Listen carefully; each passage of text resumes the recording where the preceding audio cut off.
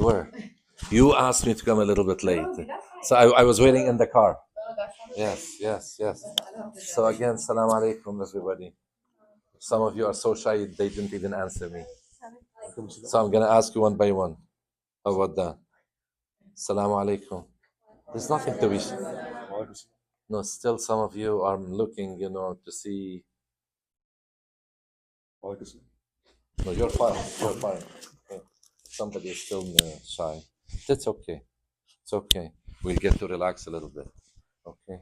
So did you get for everybody or just for you? That's not nice. That's not nice. I thought you would have cold drinks for everybody. And what? Anyway, so I'll sit right there. So is it okay if I take my coat? It's a little bit warm. But okay, before we start, I like Jazakallah khair. That doesn't look nice. Where do you want it to go? Anywhere? Like this? Okay. So, I would like those. How many are new today? How many? 1, 2, 3, 4, 5, 6. What's the first impression when you come and see everybody sitting in a circle and you don't know what to expect? What would you say that this is a classroom? Or doesn't look nice, does it? Does it? I don't like it. I like everybody to relax. Yeah. So how shall we, conduct ourselves? The purpose of this young people get together every 2 weeks on a Tuesday is to talk, to do things together, to think of ideas. And now summer is around the corner. So I'd like to ask permission from, I call her sister Amna, you call her Auntie Amna, okay? We'd like to do more of the kind of picnic we are going to have in July. We'd like at least to have something that will get everybody. We'll go somewhere. We'll, have some fun. Okay. And I'd like to get your ideas. I'd like, I don't want you to think that here we go again. Now, when do we start? We start at 6:30 and now we'll be done at 8 o'clock or 8 o'clock. Okay. What is this young man or young or old man? He's polite, he's smiling, says, okay, whatever. Okay, what is he going to tell us? I don't want to tell you anything more than what you would like to hear. So I thought about it. I did lots of talking last time and the time before. And I just asked you, can you please, make a presentation? And we selected, there was a very, very nice, polite young person who, intercepted me at the entrance to the plaza or mall. And he said, I could not get in touch with anybody, so can you please let us make that? Absolutely. It's not an assignment. It is basically something we want to learn from. We would like every time to learn one more thing, but not learn it in a lecture style. I hate the word lecture. Do you like the word lecture? No. I would like us to say that this is the most fun every 2 weeks we will have. Who's going to make it most fun? Is it me? No, you make it. I will do it. I will put it in a framework that is interesting to those who are 16, 17, 18, 14, whatever your age is. So you tell me, you cut me off if you want, politely, not rudely, okay? And suggest something, especially in the summer. Don't let the summer be wasted. And you know what? Again, Sister Amna, I will not mind if in the summer we make it every Tuesday. If there is something to do, if there's something fun, but just to come and look at each other and say, oh, I'm a shy person by nature, and my parents told me I should go, but I don't feel comfortable. By the way, different people have different personalities. Being shy is not, does it taste good? Really, can I have one? Yeah. Is it sweet or sour? Okay, can I, don't be upset with me. I'm gonna eat it because I said I'll have one. When I was still practicing dentistry, by the way, I used to be a dentist. I will tell my patients, this is something, what will you still remember the story I told you? Those who are still here, you remember the story. What happens in the mouth? No, I told you the story, didn't I? You can sit. I'm not gonna take another one. But it's probably, you know what I used to say to my patients, but I'm sure after you read the story, you'll take this and you will toss it, and you will not get it again. In our oral cavity, it's a smart way of saying in our mouth. Okay, so just to sound intelligent, I say in our oral cavity, there are little bugs that we cannot see. Can you see bacteria, viruses, germs, parasites? No. So there are little bugs that live in our mouth. Even after we brush our teeth, it takes half an hour for the bugs to, form again all over our mouth. One thing about those bugs, they can only one kind of food. They can eat only one kind of food. They don't like meat. They don't like vegetables. They don't like fruits. They only like sugar. That's it. They don't eat anything else. So when we drink sugary drinks, no, it's okay. You will not hear the end of it today because you didn't get everybody. Anyway, so when we eat meat, vegetables, things, they don't like it. The moment we eat sugar, especially this kind of sugar that sticks in the grooves of the teeth, they love it. So they start to eat and eat. And one thing they don't have, we humans, God put something in us. Can you guess, related to food? He put something in us without which we will, yeah, I hope so. No, but he put a sensation in us without which we will die. The opposite. The ability to recognize that we are full. Humans have that ability. Animals have that ability. Bacteria don't have that ability. So what happens, bacteria, once they see sugar, they go crazy. They eat. They don't know how to stop. Okay? Until they finish all the sugar. Some of them burst because they can't stop. Those which are left, guess what happens to them after they ate all that sugar? What happens? Bacteria have cavities? No, I'm saying what happens to bacteria? Why would they die? They love sugar.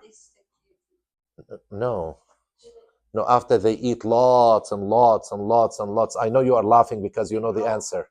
No. They what? No, there's a limit to their growth.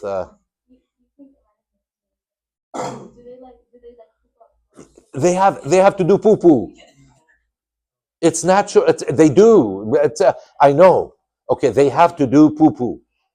And do they ask you permission to leave your mouth and do it outside and then come back? Where do they do it? Where they do it? Yes. And their poo-poo is made of acid. Cavities. MashaAllah, you're so smart. So when they do poo-poo, which is acid, it makes cavities. That's when you have to go to the dentist, or you have to drink lots of water afterwards to dilute that acid, or brush your teeth, or starve them to death. Don't eat this. So are you going to finish this? Yeah. Okay. But to make you feel better, mashallah. I know it's not good. I wanted to warn you. You want water? No, not the. Yes, please, please. I cannot spit it anywhere. Mm. Do you want to sweet something? Sweet? Yeah. More sweet, like something that is not sour. Salty. Jazakallah khair.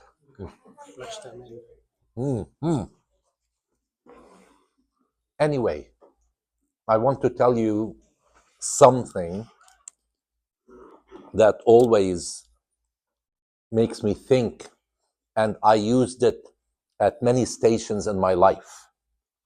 And do you know that God wanted us humans, proud, arrogant humans, to learn from animals and insects? I believe, tell you about ants, about bees. I didn't. Okay, maybe it's one of those things.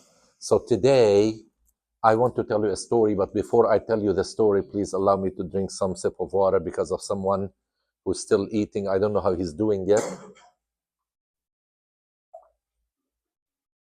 MashaAllah, good for you. Now, some bacteria are having a feast.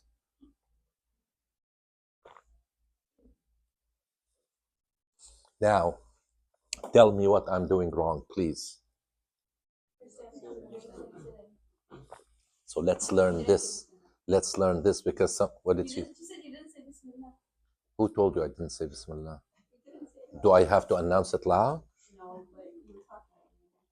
No, but I said Bismillah before anything else. Anyway, is there somebody who is writing? You promised.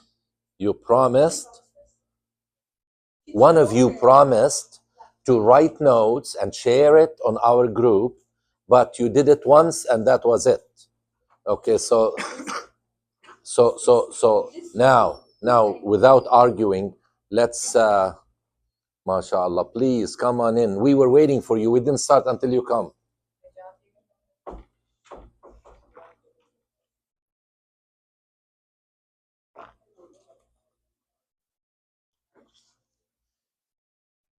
Do you know that yes? As you were discussing about Tuesday and something fun, so if you can also take suggestion from them. Like, I don't know what kind of things are in your mind, and I was thinking, is it like some fun place for meetup? I believe that would be a great idea. Maybe like bowling together. How about that? Or Canada's Wonderland. Yes. You would go on the right side? No. I will look at I will go on some, yes. No. If we go on a weekday, it is not as busy. So let's plan something. I mentioned it like this, or we can go to Niagara Falls and have a picnic in Niagara Falls. We can, somewhere where we break the routine of a closed circle space where we are sitting and saying, okay, what's next? We would like to do things, not only to talk about things. Oh. And how about like having one of the sessions in some like open space? Like sure. Park? Yes. Instead yes. Of meeting here, we can just be. We could have met today at Springbank. Yeah, but the suggestion has to come. Yeah, no. I'm saying we could have, which is and maybe we could have sat on picnic tables for 40 minutes, 45 minutes, said what we wanted to say, then we could have played tennis, racket, ball, whatever. Okay, so let us think outside the, Anyway, I wanted to mention that out of the 114 surahs in the Quran, Allah subhanahu wa ta'ala made 3 of them carry titles of insects. Can you tell me 2 surahs that have titles of animals? No, animals. We'll come to insects. Okay, yes. Baqarah, the longest surah of the Quran. Yeah. Surah Al-Fil. Now, can I tell you a joke about that? About Fil and Baqarah? Okay, it's a true story. Somebody told me there was a new Muslim, someone who reverted to Islam recently, and he went for Taraweeh for the first time in his life, and the Imam was so zealous, so in the first rak'ah of Taraweeh, he recited Surah Al-Baqarah. He was so exhausted, this young, new Muslim, Surah Al-Baqarah. In the second rak'ah, he started to recite Surah Al-Fil. So in his mind, he said, if Surah Al-Baqarah was that long, Surah Al-Fil is going to be so big. So he, excused himself from the prayer and left from the masjid. Okay, because he thought because it's Surah Al-Fil, the elephant. Anyway, so there is Surah Al-Baqarah, Surah Al-Fil, about animals, but there are 3 surahs that carry names or titles of insects. Naml, ants. Ankabut, spider. Bees, nahl.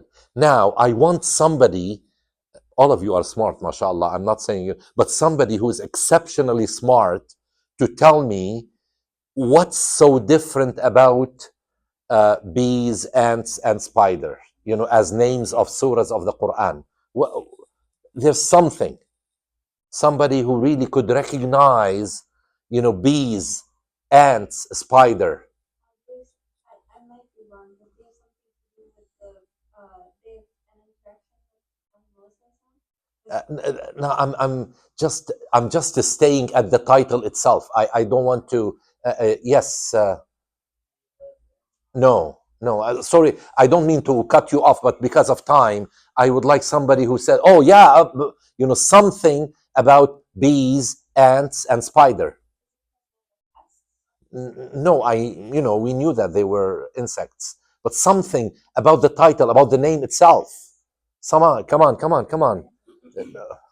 I thought somebody will pick it up. What? No, you are scared of spiders, probably.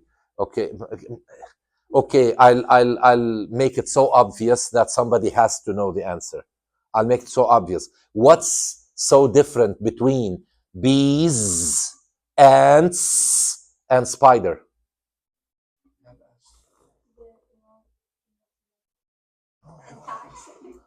Yes. No. So what does that mean? There's only one spider. He said it. Both of you said it. So yes. Why? Oh, well, randomly. So no, nothing random in the Quran. Allah subhanahu wa ta'ala called them bees because no single bee can live by itself. It can't. It has to be part of a group. Ants, they have empires. Actually, they did an experiment to know how sophisticated the underground, establishment of ants. They did something cruel. Okay, they put molten wax. They put it, and it kept going and going and going and going. Finally, they removed all the sand to see what they found. So intricate of pathways and hallways, and because they cannot live one ant by itself. They live together. As for the creator of the spider, he told us spiders cannot live together. Spiders can't. And that's why Allah subhanahu wa ta'ala did not call the surah Surah Al-Anakib, or spiders. He called it spider. Because there's one thing, okay, the female spider, when it is time to be mating with the male spider, she gets, all the eggs and things. After the male finishes its job, the female spider eats it. Finished. It's gone. And then goes to make its web. Okay? And it lives in the web until it will lay down its eggs, males and females. And then they grow. And the males will do their job, then the female will eat them. And they make their own web. And that's it. They live alone. They cannot live together. And Allah subhanahu wa ta'ala told us in the Quran, you should be like bees and ants, not like spider. It is mentioned in the Quran. So Allah subhanahu wa ta'ala, from insects is telling us that we should unite, we should work together, we should really help one another. Do you realize that among bees, they maybe you don't know this fact, when a bee goes to pick pollen from a flower, if it discovers fresh flower, it takes the pollen out of that flower, and then it goes to where the other bee community is and makes what is called the bee dance, telling them, follow me. I want to show you where pollen is. So the bees follow. And when they go to where the flowers are, the new bees will recognize the flower that was consumed by the one that showed them where the pollen is. So they do not touch it. They leave it to that bee that guided them. And they go and look for other flowers. And they work together. They don't have envy. They don't lie to each other. They don't, they tell the truth by instinct. They tell the truth by instinct. Today, perhaps I should ask you and maybe add to what you're going to tell me. How could you tell that somebody is lying to you? It's very important, by the way. I'm very serious about this. Many people are liars by nature. They love to lie. How can you tell me ways that you can recognize that a person is lying? Yes. Body language. Yeah, what happens to the person who's lying? Yes, they don't make eye contact with you. And sometimes they start to blush. They turn red. You can tell that something is not right. Yes. Anything else?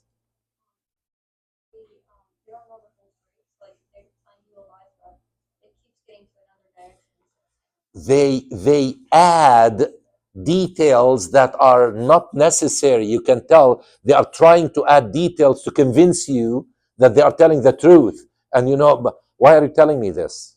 Okay, so they volunteer details that are irrelevant. Anything else? Yes? They try to gaslight you. That gaslight. What do you mean? Like it's like when they're trying to like make you doubt your own like statement. Yes, yes, yes. As if they are saying, what I'm telling you should invite something, from they put it together in such a way that the details and the things they are telling you don't make sense. Anything else? How can you tell a liar? Yeah.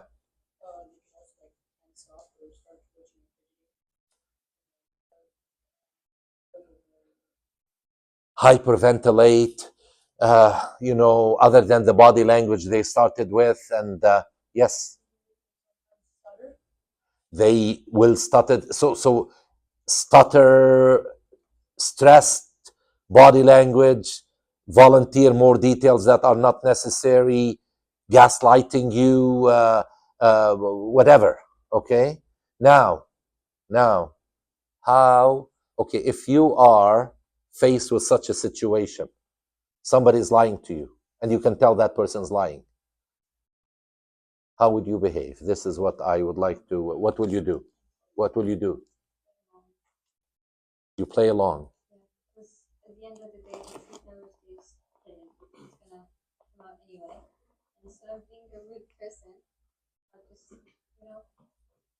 What's the most common reaction that people have to somebody who's lying?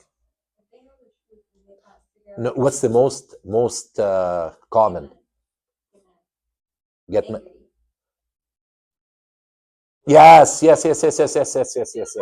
Yes. You tell the person in the eye, you are a liar. And guess what? That's the worst response you can have.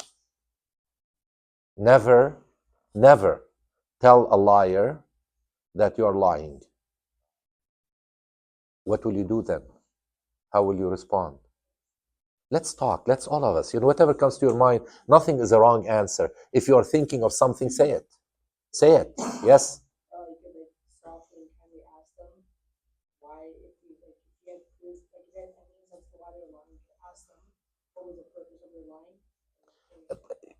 But if you say, what's the purpose of your lying? It's as if you're telling them you're liars. But telling them that they are lying, immediately you will put them in a frame of mind that they will start to become defensive immediately. And when they become defensive, what happens? No, something happens. No. What? Before violence, what happens when you tell somebody you are lying? What's angry? They become angry and they raise their voice.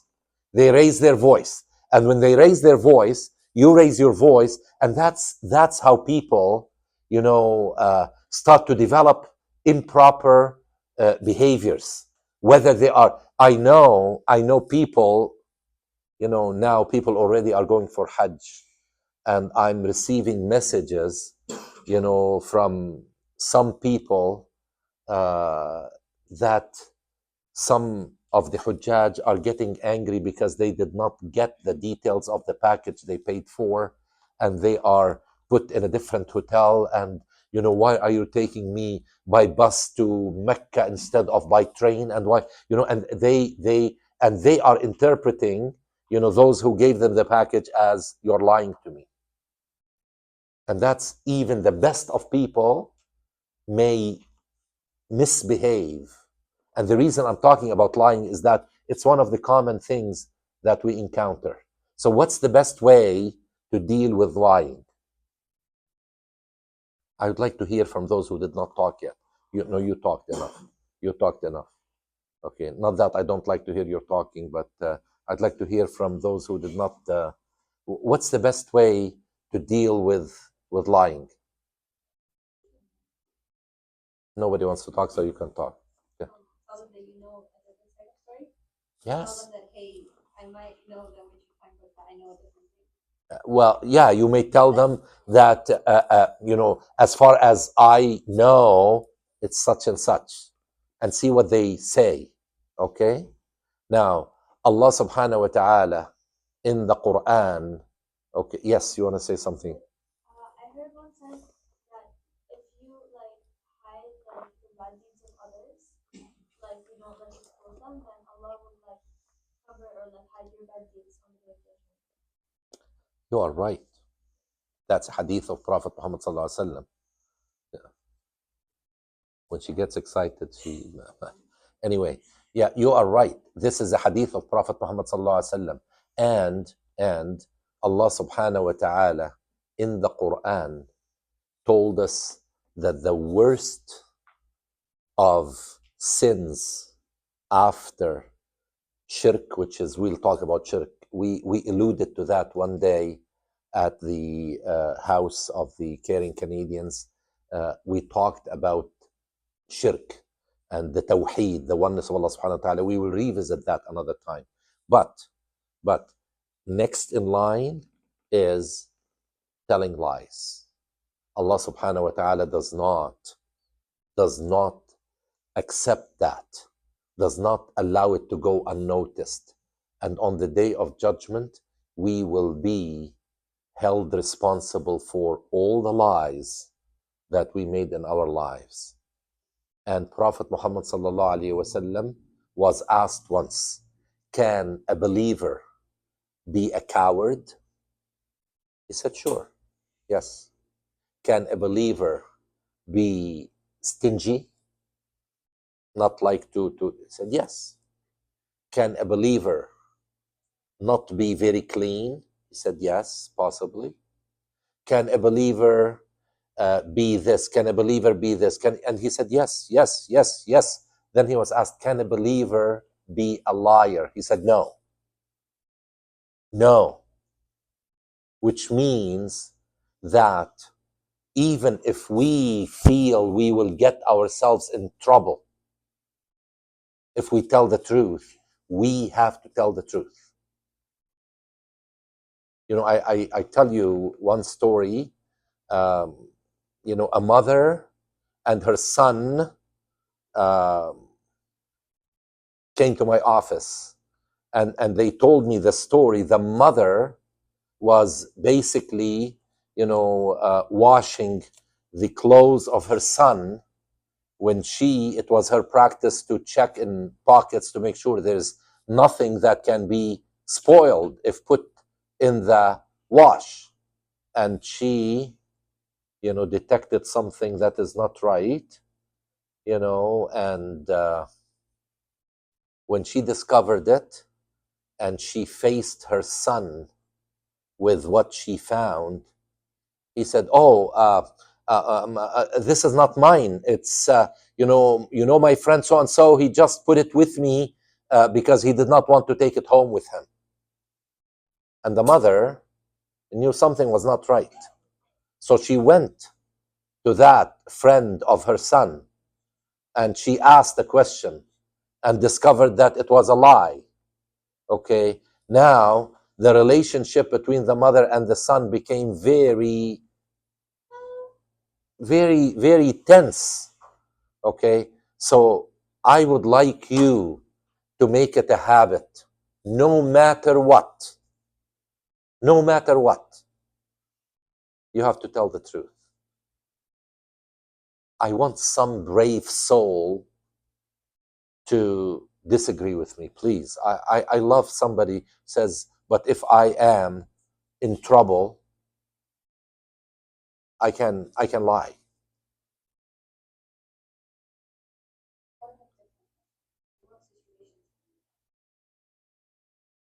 There are 3 situations, by the way, where we are allowed to lie. I'll come to them. 3 situations that Prophet Muhammad ﷺ said, you can lie. You can lie. But other than that, you cannot. You cannot lie. Is there somebody who says, but I can't? If I'm in trouble, I am going to lie? Anybody who would, or you are just staying silent to make me happy? You don't have to. Please don't make me happy just because I love you to interact, to talk. You agree with me? Are you sure? What about you? You agree with me? You will tell the truth no matter what? You're lying. No, I just broke my rule, okay, by saying you're lying. No, you're not lying. Okay, but you will tell even, okay, do you drive? Not yet? No. Who drives? No, you drive. If you were speeding and you're stopped by the cop, okay, and the cop asks you, why are you speeding? What will you say to her or him? Honestly. He said, obviously, I will lie. Who? Well, we are saying we shouldn't lie, but you said, obviously. No, I love your answer, by the way. But I would like, somebody to look, is it Hamza or what's your name? Junaid. I like somebody to look at Junaid and say, Junaid, how dare you? How dare you? How dare you? Yeah, but if you agree with him, who else drives? Do you agree with him? Well, you already know. Yeah, but why are you speeding? Oh, yeah, I'd lie. You will lie. Yeah. Okay. You run away. Just to know. Oh, oh God, you're dangerous. Okay, so she's not gonna lie. She will run away. Okay, so who drives? Who also drives? Who drives? Nobody. Okay, so both drivers. Do any of you drives? Okay, anybody? Okay, so let's put somebody on the spot. Somebody you love so much. No, Auntie Amna. Shall we ask her the question?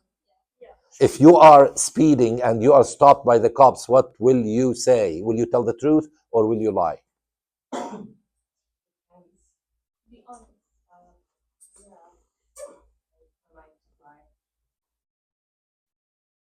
Now, But maybe like I believe in a country like Canada, if you're honest, it's better to be. can I tell you a story? No, honestly, now you will say, oh, come on, Uncle Munir, you are telling us this because, you would like us to be like angels and like, but it's a true story. It happened, I would say, maybe around 12, 13 years ago. I was asked to give the Friday khutbah at the Tariq Masjid in Toronto, in North York. I don't know if some of you have seen it. It's by the 401. You can see it's on the left side if you are going east. So I was asked to go and lead the Friday prayer, and somebody is not listening. Okay. So, I was late. So I sped. I went beyond the speed. I was stopped by the cop. I went to and it's okay. It's okay. No, that's fine. I like some sense of humor that will make it a little bit, but don't overdo it. Okay. Somebody is overdoing it. I'm going to get angry at her. Okay. So I was stopped. I was dressed in my thobe and I had my, cap on. I looked like a religious person. Okay. So he said, sir, you were driving 140 maybe, or even, a dangerous speed. Yeah. Can I know the reason? I told him, I said, I am supposed to lead the service at, 1:15 in Toronto. It was probably, 12:15, and I still have about an hour and a half. And that's why I was speeding. And, whatever you want to do, this is the situation. Allah is my witness. He said, sir, I'm going to get into my car and I will drive on the shoulder because there is an accident about 3 kilometers ahead of you. And if you will stay in the lane, you will not make it. But I want you to drive behind me, and I will take you all the way to Highway 10 here, Ontario, in Mississauga. I will take the exit, and you will continue, and then you will make it. But after I leave you, please drive safely. And he went on the shoulder, then he went off the shoulder. He was speeding, and I was going behind him, okay? And I arrived just in the nick of time. And I felt, wallahi, I felt that Allah subhanahu wa ta'ala rewarded me for telling the truth. I could have made a story up. I could have said, well, I'm sorry. There was a time when I was young, okay, maybe I don't know why I did it, and that's why you said you will lie, because I did lie. Okay, I was still very young, okay, older than you are, so I'm not pretending to be, but I want you to believe that telling the truth is better, because when I lied, I was punished. Okay, I was taking my young family. I had one daughter at that time, and we went all the way from London, Ontario to Vancouver and back by car. Okay, it takes 4 days, okay, to drive, long hours. When I was driving in Saskatchewan, which is a very boring highway, there's absolutely nothing on the highway. I was speeding. Are you from Saskatchewan, or you are? So it's a boring landscape. So I was speeding, and I was stopped. I was stopped by the cop.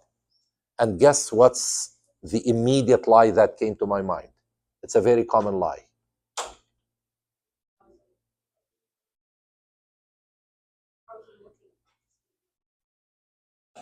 No, thank God you don't know that lie, because you're still very pure. But you can guess what. My wife's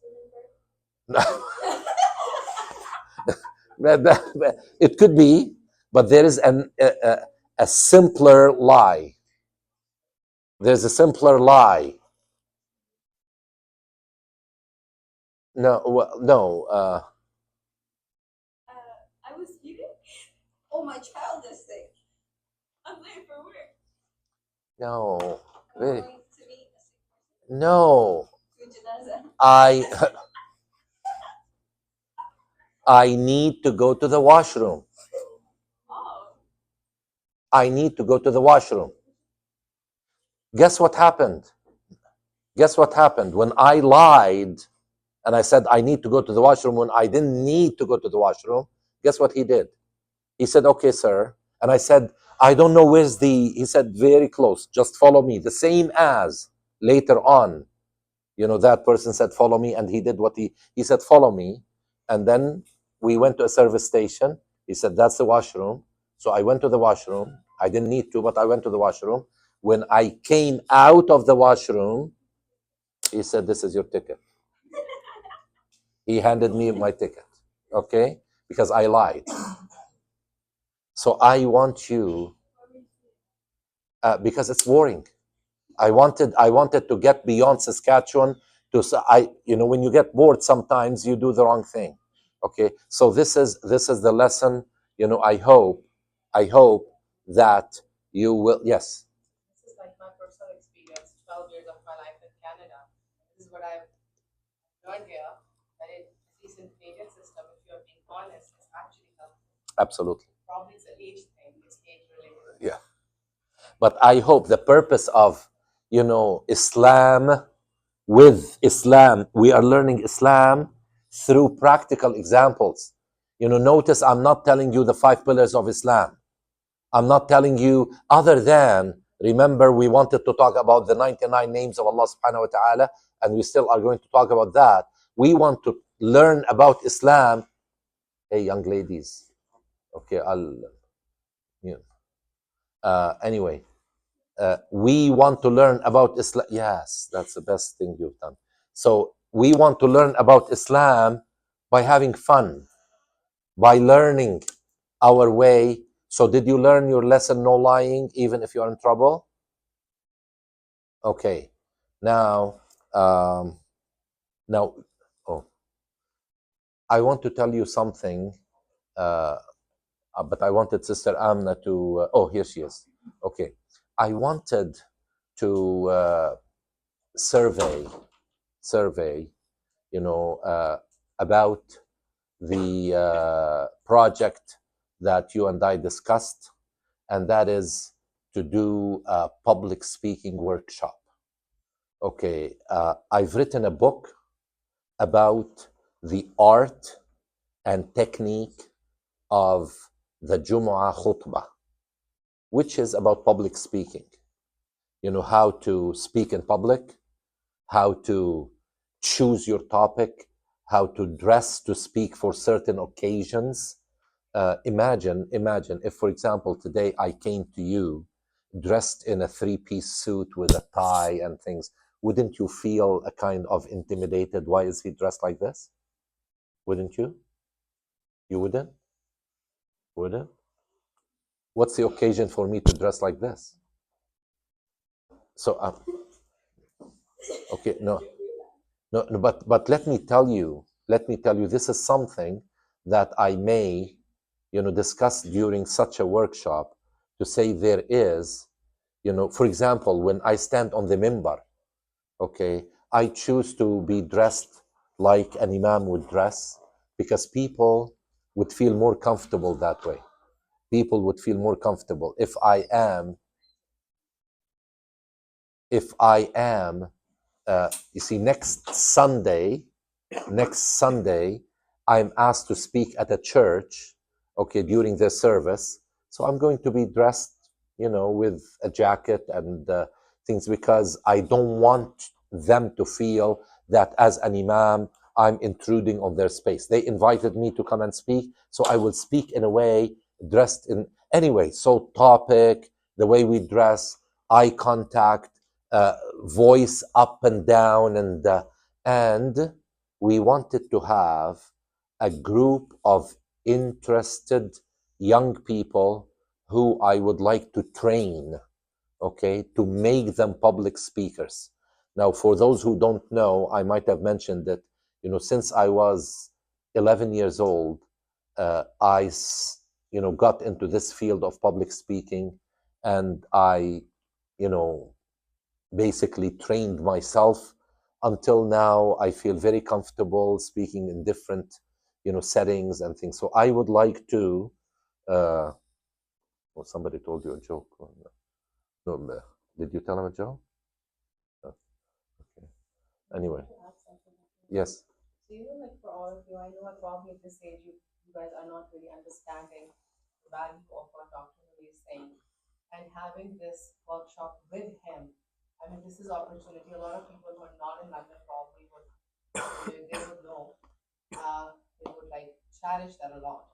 And it's something you guys at a certain age in life, you will thank that you attended that workshop, because it's going to help you in literally every stage of your life. Maybe after 2-3 years down the lane. So just go, Google it, look into it, how important public speaking is. Discuss with your parents, and as Dr. Muni said, that it's a lot of hard work. You guys are all blessed that he is willing to conduct this workshop. Just make use of the opportunity. But again, as he said, the serious ones. So just do discuss and the word serious is very important, because I am not going to conduct this workshop for entertainment. I want to discuss it to probably, even if I graduate 2 or 3 young aspiring imams even, or just public speakers, okay, but those who would like to, move on to become young imams, who will stand, I will provide them with the opportunity to keep going in that field. You probably know I did not go to an Islamic university that graduates imams. You know, my profession is in medicine and in dentistry, and I practiced medicine and dentistry, but I enjoyed, you know, sharing Islam with others, you know, and believe me, some people said, you know, Dr. Munir, you are now at a stage where you stand on the mimbar to just do Islam with Jiddu Munir, grandpa, and speak like little children to them, and do Islam with Uncle Munir. It may not suit, you know, the kind of status you have established for yourself. I said, I totally disagree with you. I totally disagree with you, because my life mission is that I would like to share Islam with all age groups in a way that is suitable for them. In a way, so when I talk with you, I talk at a level that, you know, I will not talk with little children. Okay. Now, I don't know if you saw the latest episode of Islam with Jiddu Munir, you know, the little child who broke his arm, and how I'm talking to him, pretending that I'm scared that he broke his, you know, his arm, and how did he do it? And every time he will say it will feel like crackling of glass and things, I will make faces and things, just basically to suit little children. But imagine if I do the same thing with you, you would say, what's wrong with this man? Okay, so I have to speak at a level that honestly will suit teenagers, will suit people who are discovering who they are. So and you know, I would like to take you from this age all the way to become other uncles. So later on, you will do what I'm doing right now in a few years, and aunties. That's what I mean. Okay. She's so jealous. I don't know why. Okay. Dr. Lee, just one issue today. The other library was pretty accommodating. Yes. So They say that we close at 8. So, like, while we are talking, can I just yeah. So actually, I think I delivered the message. So today we spoke about, you know, not telling lies and what happens when we tell lies, and you know, all of this. And we also spoke about what we would like to do during the summer. And you know, now just without, before you consult with your parents, how many of you may be interested in a workshop of this nature? Seriously, mashallah. Okay, seriously, that's very good. So I want you to discuss it with your parents. What will you ask them? You'll ask them, would they be accommodating to bring you maybe 3 or 4 weekends, one after the other, or maybe have it over 6 months, maybe 2 hours every Saturday, or would they rather have you come 2 weekends, long hours, or don't you think that you can suggest that better? no? I would like to leave it first to their level of comfort.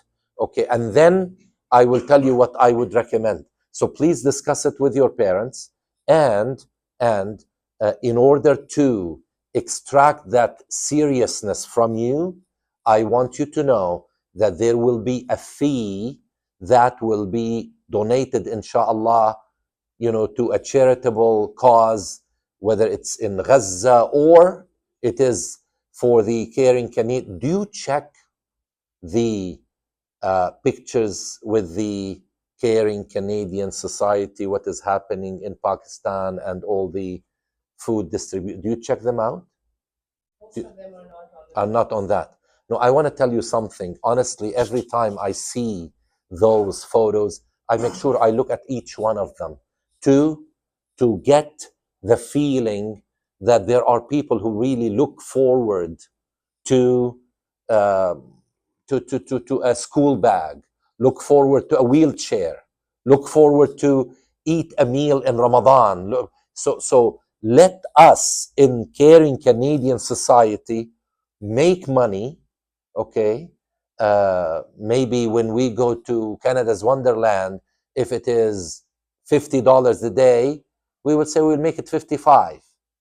The $5 will be put towards some charity that Caring Canadian Society can, put into. Let us be khayrukum. Prophet Muhammad ﷺ said, the best among you are those who will benefit people the most. So let us be those people. Okay, so please let us know on the 18th of this month, inshallah. So I would like you to come with ideas what to do, to come up with some answers about the workshop. And next week I would like you to have a certain portion about what's on your mind, and your presentation next week, inshallah, next 2 weeks, okay? But I would like you to ask me questions rather than me giving you monologues. Is that okay? We got it? Inshallah? Would you like to have pizza? Okay, Jazakumullah khair.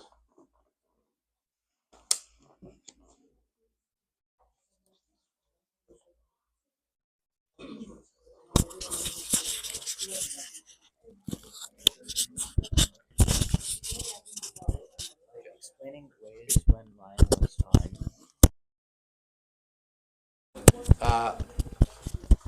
Now, Wajih, sorry, I put it beside my mouth. Okay, Wajih reminded me. So while you are taking your plate, please listen to me. Please listen to me. While taking your plate, I want you, because Wajih reminded me that I said lying is allowed on 3 occasions. I want you to research that and come up in 2 weeks and tell me when is lying permissible. Okay, did you hear me? I want you to. I take 2 pieces. So can you put the notes, please, because I may forget what I said, and so now if you put them and share them, can you do that? Yeah. So the best thing is to just post it right on the Wajih, page, Wajih. because it gets Can you do that?